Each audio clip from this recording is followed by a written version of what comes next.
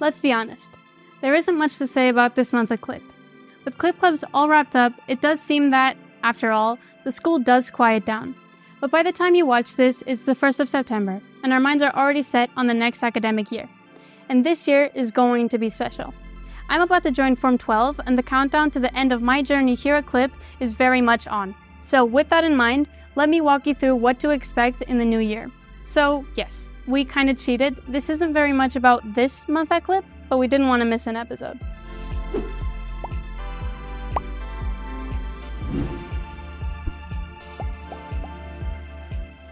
Before we hit you with back-to-school shenanigans, here are a few of the many achievements from our students that we have to share with you.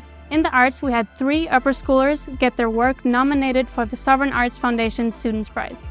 Lydia, Sofia, and Barbara are on the shortlist to win this year's competition, and there's a public vote prize too. We'll leave a link in the description below, or head to our website to show your support to these talented students. But it wasn't just in the arts that our students shined bright. Portugal played in the Under-16 Women's Basketball European Championship, and our own Mercedes Schneider was part of that team. You heard me right. We had a student representing the national team in an international competition. I can't imagine how amazing that must have been, and I can't wait for her to share the whole experience with us. Still in basketball news, Mercedes wasn't the only one standing out in the eyes of the pros, with Maria Jacob and Maria Marcelina also being called by the national team for observational boot camps over the summer. Congratulations to you all. Shifting gears, quite literally, and on the topic of motorsports, Rodrigo Seabra in Form 7 is the youngest driver in the world to take part in the Formula races at the age of 12. And when most drivers are at least 14 years old, Rodrigo has been sprinting down the racetracks of the world and getting a taste of what it feels like to be on the podium. We might have the first Portuguese Lewis Hamilton in the making, or Max Verstappen, if you're that kind of person, but I have no idea who these people are. I've been told it'll make sense if you're into Formula 1. August has been a lot about results, including Cambridge International. Yay.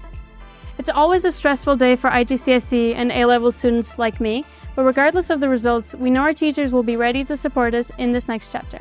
Alright, enough about results and onwards to the new school year. So, what do you need to know to get ready? Lessons start on Monday, the 4th of September, at the usual times. If you can't find your student card, don't worry about it. You'll get a new one on the first day. If you have lunch at the canteen, book your meal in advance. I know you're desperate to know who will be in your classes and what your timetables will look like, but the wait is almost over.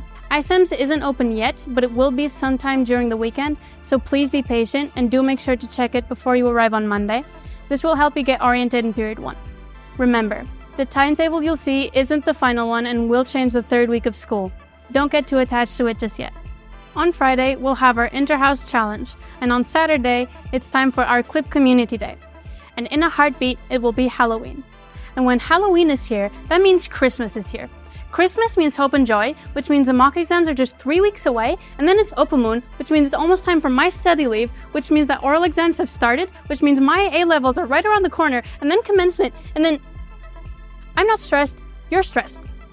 Oh, and I almost forgot. If you want to tag along and experience these and other stresses of 4 teenagers, our podcast is back. The pod crew will launch later this first term.